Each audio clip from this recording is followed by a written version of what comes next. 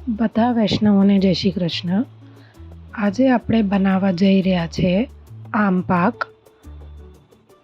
હમણાં ગ્રીષ્મકાલ હાલે છે અને ઠાકોરજીને શીતલ સામગ્રી ભોગ આવે છે. આ દૂધઘરની સામગ્રી છે. ખૂબ જ સુંદર આમ પાક બને છે. એમ તો બધા વૈષ્ણવ એમના ઘરે આમ પાક સિદ્ધ કરતા હશે, પણ આ મેથડથી તમે સિદ્ધ કરીને જુઓ તો ખૂબ જ સુંદર અને કોમલ સામગ્રી સિદ્ધ થશે. તેના માટે આપણે 3 થી 4 હાફૂસ કેરી લેશું. એનો પલ્પ કાઢીને 1 કપમાં એને ભરી લેશું.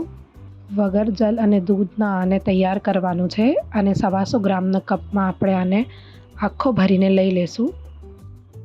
પછી આપણે 1 લીટર દૂધ લેશું. એનો આપણે માવો તૈયાર કરશું.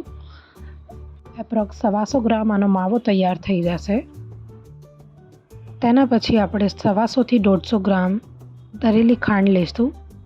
ચાલો આપણે બનાવવાની શરૂઆત કરીએ. આ આપણે 1 લીટર દૂધનો માવો લઈ લીધો છે.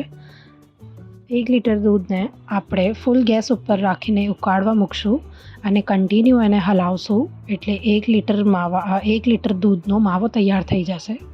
દૂધને લગાતાર ઉકાળવાનું છે અને હલાવવાનું છે, તેનાથી આ માવો તૈયાર થઈ જશે. આ કરીબ 125 થી 150 ગ્રામ 1 લીટર દૂધનો માવો થશે.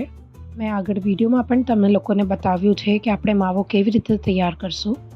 અને પછી આપણે હાફૂસ કેરીનો પલ્પ, જે 125 થી 150 ગ્રામ કરીબ થશે, એને આપણે આમાં મિક્સ કરી નાખશું.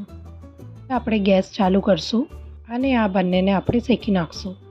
આ જે આમ પાક આપણે રેડી કરી રહ્યા છે એ આપણે વગર ચાસણીના રેડી કરશું અને દરેલી ખાંડથી આને બનાવશું. અને આ જ બેઝથી હું તમને આમના પેડા બનાવતા પણ શીખડાવીશ. સરસ રીતે આપણે આને શેકી લેશું. એપ્રોક્સ આપણે 10 થી 15 મિનિટ થશે આને શેકતા.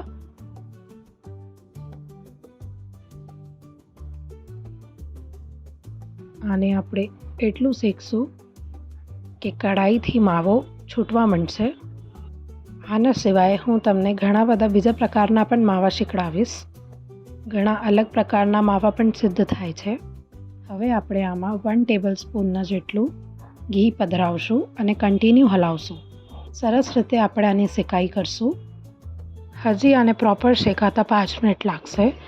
ધીમા આંચ ઉપર આપણે આને શેકાઈ કરશું.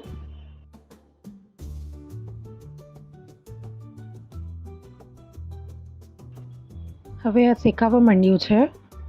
આ એની પહેચાન છે કે આ કઢાઈમાંથી આખું ઘી છૂટે છે, એટલે માવો આપણો તૈયાર થવા માંડ્યો છે. હવે આપણે ગેસને બંધ કરી નાખશું. 2 થી 3 મિનિટ આપણે આ જ કઢાઈમાં એને શેકશું. 2 થી 3 મિનિટ માટે આપણે ગેસ બંધમાં જ આને હલાવશું. તેના પછી આપણે આને બીજા પાત્રમાં પધરાવી નાખશું. જુઓ, આ આપણો દૂધ અને કેરીનો માવો કેટલો સુંદર તૈયાર થયો છે. આની પ્રોપર શેકાઈ પણ તમને દેખાતી હશે. હવે આપણે આમાં 1 ચમચી ઇલાયચી પાવડર પધરાવશું અને પછી 125 ગ્રામ દરેલી ખાંડ પધરાવશું. દરેલી ખાંડ આપણે આપણા હિસાબથી વધારે યા ઓછી પણ કરી શકીએ છીએ, જે પ્રકારે તમને સૂટ થાય. હવે આપણે આને પ્રોપરલી મિક્સ કરી નાખશું. આ સામગ્રી ખૂબ જ સુંદર બને છે અને જલ્દી તૈયાર પણ થઈ જાય છે. આપણે આને વગર ચાસણીના પણ બનાવી શકીએ છીએ દરેલી ખાંડનો ઉપયોગ કરીને. આ માવાનો કલર ખૂબ સુંદર આવ્યો છે.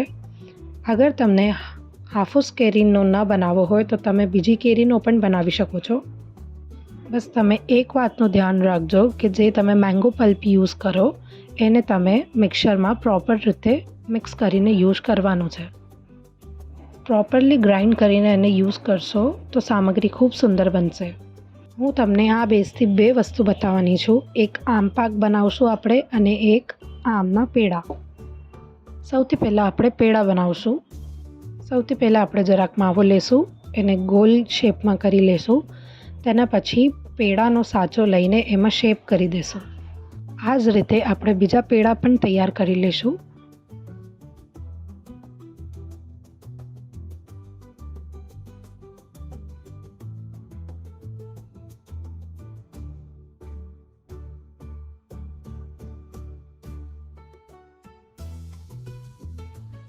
તેના પછી આપણે પિસ્તાથી એની સજાવટ કરશું સામગ્રીની.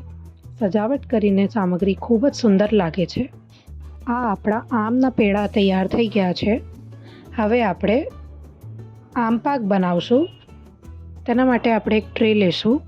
એમાં આપણે માવો પધરાવશું અને એક જેવો કરવા રાખશું.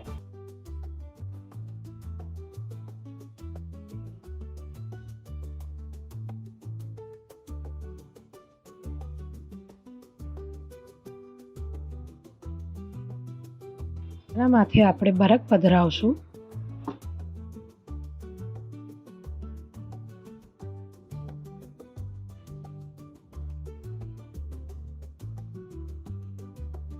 અને પિસ્તાથી એની સજાવટ પણ કરશું. આ આપણો આમ પાક તૈયાર થઈ ગયો છે. હવે આપણે આને 5 થી 6 કલાક માટે રાખશું. એના પછી આપણે આને શેપમાં કટિંગ કરશું. આને કરીબ 5 થી 6 કલાક થઈ ગયા છે. હવે આપણે આની કટિંગ કરશું. જે શેપમાં તમને કરવી હોય એ શેપમાં તમે આની કટિંગ કરી શકો છો. હું આને સ્ક્વેર શેપમાં કટિંગ કરીશ. આની કટિંગ તમે નાની યા મોટી તમારા પ્રમાણે કરી શકો છો.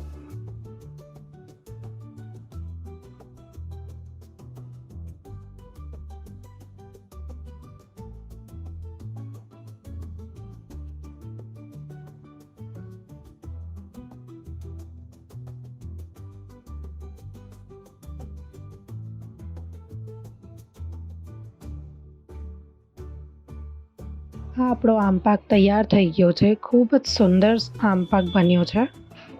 ખૂબ સુંદર, કોમલ અને વ્યવસ્થિત બની છે આ સામગ્રી. તમે બધા પણ આ સામગ્રી તમારા ઘરે સિદ્ધ કરો અને ઠાકોરજીને પ્રેમથી ભોગ ધરો. તમને કોઈ બી પ્રોબ્લેમ આવે તો મને કમેન્ટ સેક્શનમાં જરૂર પૂછજો. બધાને જય શ્રી કૃષ્ણ.